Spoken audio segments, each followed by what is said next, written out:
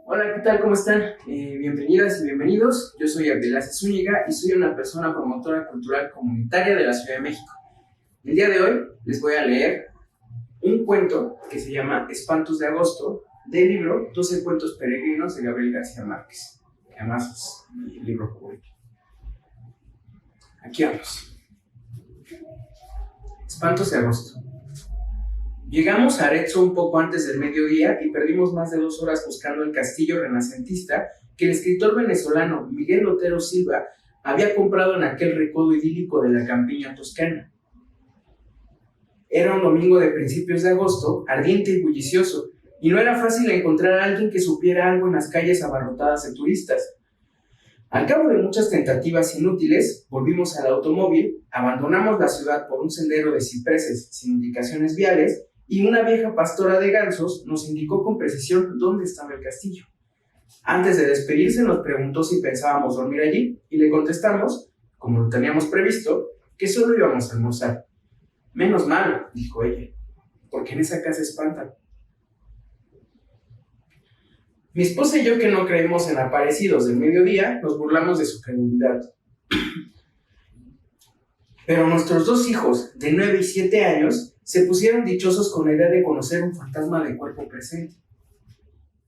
Miguel Otero Silva, que además de buen escritor era un anfitrión espléndido y un comedor refinado, nos esperaba con un almuerzo de nunca olvidar. Como se nos había hecho tarde, no tuvimos tiempo de conocer el interior del castillo antes de sentarnos a la mesa, pero su aspecto desde fuera no tenía nada de pavoroso, y cualquier inquietud se disipaba con la visión completa de la ciudad desde la terraza florida donde estábamos almorzando. Era difícil creer que en aquella colina de casas encaramadas, donde apenas cabían 90,000 personas, hubieran nacido tantos hombres de genio perdurable. Sin embargo, Miguel Otero Silva nos dijo con su humor caribe que ninguno de tantos era el más insigne de Arezzo. El más grande, sentenció, fue Ludovico. Así, sin apellidos, Ludovico.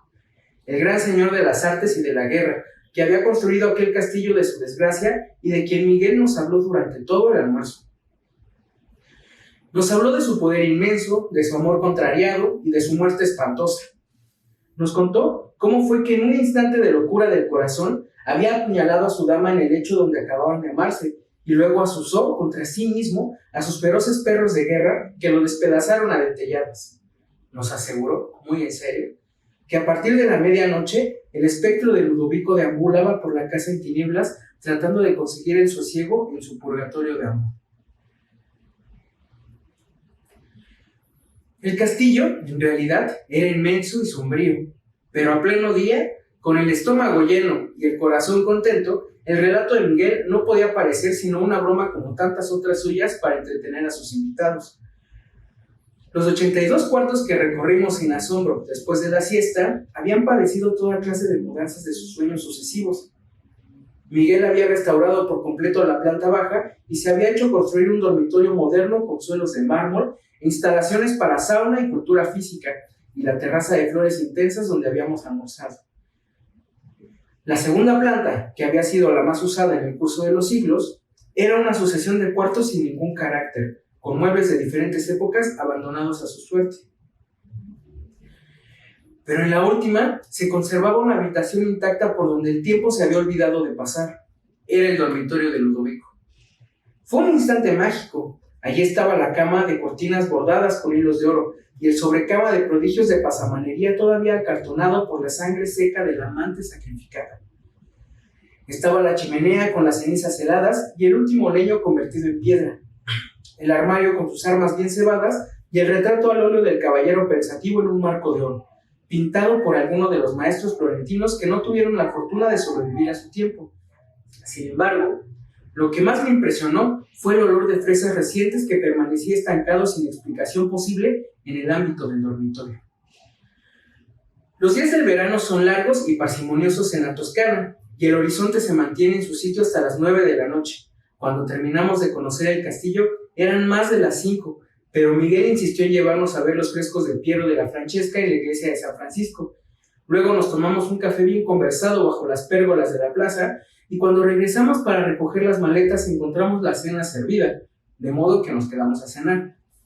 Mientras lo hacíamos, bajo un cielo malva con una sola estrella, los niños prendieron unas antorchas en la cocina y se fueron a explorar las tinieblas en los pisos altos. Desde la mesa oíamos sus galopes de caballos herreros por las escaleras, los lamentos de las puertas, los gritos felices llamando a Ludovico en los cuartos tenebrosos. Fue a ellos a quienes se les ocurrió la mala idea de quedarnos a dormir. Miguel Otero Silva los apoyó encantado y nosotros no tuvimos el valor civil de decirles que no. Al contrario de lo que yo temía, dormimos muy bien, mi esposa y yo en un dormitorio de la planta baja y mis hijos en el cuarto contiguo. Ambos habían sido modernizados y no tenían nada de tenebrosos. Mientras trataba de conseguir el sueño, conté los 12 toques insomnes del reloj de péndulo de la sala y me acordé de la advertencia pavorosa de la pastora de gansos. Pero estábamos tan cansados que nos dormimos muy pronto, en un sueño denso y continuo, y desperté después de las 7 con un sol espléndido entre las enredaderas de la ventana. A mi lado, mi esposa navegaba en el mar apacible de los inocentes. ¡Qué tontería!, me dije, que alguien siga creyendo en fantasmas por estos tiempos. Solo entonces me estremeció el olor de fresas recién cortadas, y vi la chimenea con las cenizas frías y el último leño convertido en piedra, y el retrato del caballero triste que nos miraba desde 3 siglos antes del marco de oro. Pues no estábamos en la alcoba de la planta baja donde nos habíamos acostado la noche anterior, sino en el dormitorio de Ludovico, bajo la cornisa y las cortinas polvorientas y las sábanas empapadas de sangre todavía caliente de su cama maldita. Octubre de 1980. Recuerden, 12 cuentos peregrinos de Gabriel García Márquez. Hasta luego.